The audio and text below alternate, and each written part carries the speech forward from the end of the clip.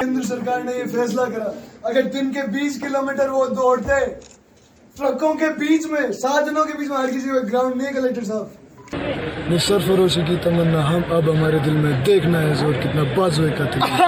राजेंद्र सिंह हुड्डा उदयपुर के लिए मंत्री बने, लेकिन इन लड़कों की ये फसल मेरी है और मैं इनका हूँ।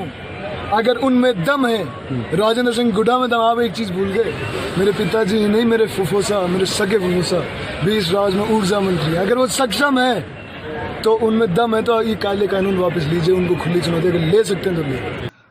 अपने बयानों को लेकर सुर्खियों में रहने वाले गहलोत सरकार के मंत्री राजेंद्र सिंह हुड्डा के बेटे शिवम भी उनसे किसी मायने में कम नहीं है। अग्निपथ स्कीम को वापस लेने के मामले में उन्होंने अपने पिता मंत्री राजेंद्र सिंह हुड्डा और फूफा ऊर्जा मंत्री भंवर सिंह भाटी को खुली चुनौती दे डाली। उन्होंने कहा है कि मेरे पिता और फूफा दोनों मंत्री हैं, मैं चाहता हूं कि उनमें दम है तो केंद्र सरकार पर ऐसा दबाव बनाए ताकि युवाओं के भविष्य के साथ खिलवाड़ करने वाली इस अग्निपथ स्कीम को केंद्र सरकार को वापस लेना पड़े। दरअसल राजेंद्र हुड्डा के पुत्र शिवम हुड्डा आज युवा कार्यकर्ताओं के साथ जिला मुख्यालय पहुंचे और अग्निपथ स्कीम को लेकर विरोध किया। वे अपने सैकड़ों कार्यकर्ताओं के साथ हुड्डा फाटक पहुंचे, जहां से सभी कार्यकर्ता नारेबाजी करते हुए कलेक्ट्रेट तक पहुंचे।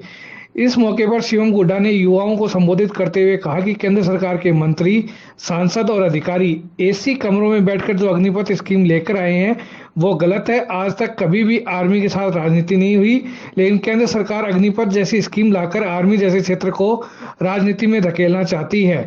इस मौके पर बड़ी संख्या में कार्यकर्ता मौजूद थे। पहले सभी ने कलेक्टर को ज्ञापन लेने के लिए बाहर बुलाने की जिद की, लेकिन कलेक्टर के नहीं आने पर कार्यकर्ताओं का एक प्रतिनिधि मंडल ज्ञापन देने गया।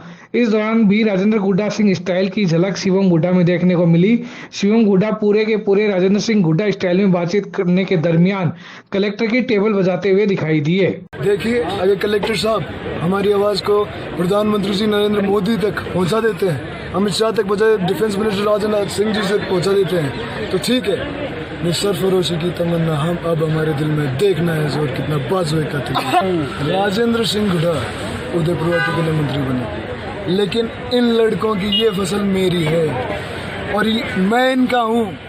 अगर उनमें दम है, राजेंद्र सिंह हुड्डा में दम। आप एक चीज भूल गए, मेरे पिताजी नहीं, मेरे फुफोसा, मेरे सगे फुफोसा 20 राज्य में ऊर्जा मंत्री। अगर वो सक्षम है तो उनमें दम है, तो ये काले कानून वापस लीजिए, उनको खुली चुनौती अगर ले सकते हैं तो ले।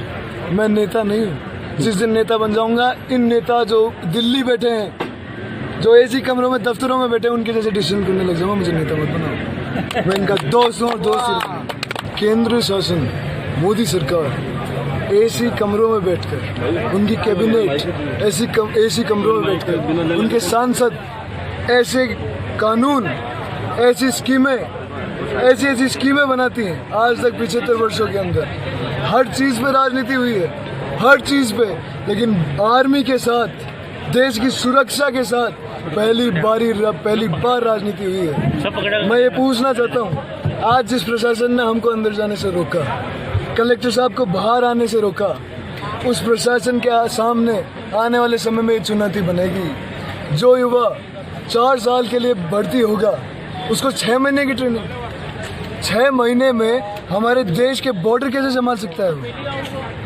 जल थल नभ प्लेन कैसे उड़ा सकता है 6 महीने में? आप मुझे एक्सप्लेन कर दीजिए, मैं मान जाऊंगा।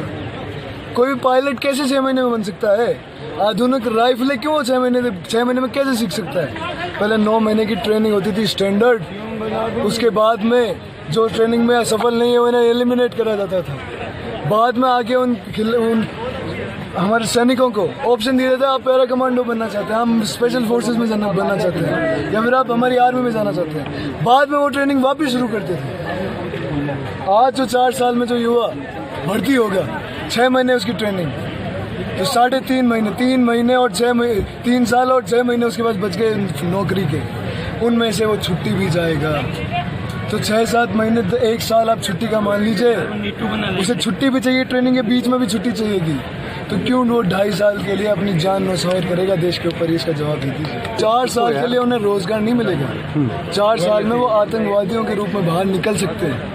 कारण 2 साल के बाद 2 साल की नौकरी रहेगी उनकी कुल मिलाकर। आप छुट्टियां हटा दीजिए, आप उनकी ट्रेनिंग हटा दीजिए, उसके बाद में सिर्फ 2.5 साल की नौकरी रहेगी, 2 साल की। उसके बाद में जब वो युवा बाहर आएगा अत्याधुनिक राइफलें सीख कर, हथियार सीख कर, और 12 लाख रुपए घर लेके आएगा।